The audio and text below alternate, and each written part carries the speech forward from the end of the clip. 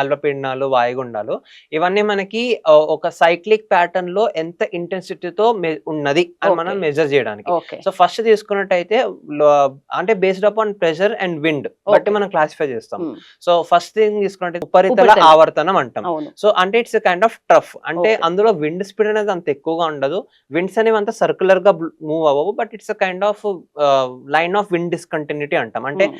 అంతగా మనకి విండ్స్ అనేవి ఉండవు అందులో. హ్మ్. సో అప్పుడు ఏంటంటే మనకి థండర్ స్టార్మ్స్ అనేవి ఉంటాయి. హ్మ్. అండ్ థండర్ స్టార్మ్స్ అనేవి ఎక్కువ స్ప్రెడ్ లో ఉంటాయి. అంటే ఒక్క దగ్గర కాన్సన్ట్రేట్ అయిపోకుండా హ్మ్. ఎక్కువ స్ప్రెడ్.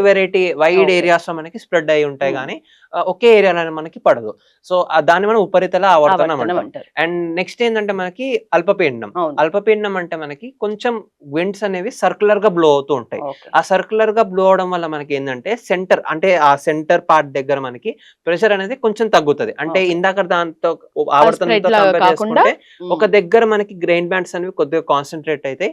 అండ్ మనకి ప్రెషర్ అనేది కొంచెం తగ్గుతది. విండ్స్ అనేవి కొంచెం పెరుగుతాయి. ఎప్పుడైతే మనకి ప్రెషర్ తగ్గుతదో అప్పుడు విండ్స్ అనేవి పెరుగుతాయి. హ్మ్. And coming to next is వాయుగుండం.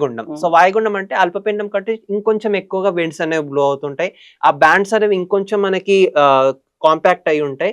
అండ్ ఇంకొంచెం మనకి ఎట్లా అంటే ప్రెషర్ అనేది ఇంకా తగ్గుతది. ఓకే. సో దాన్ని మనం వాయుగుండం అంటాం. వాయుగుండం.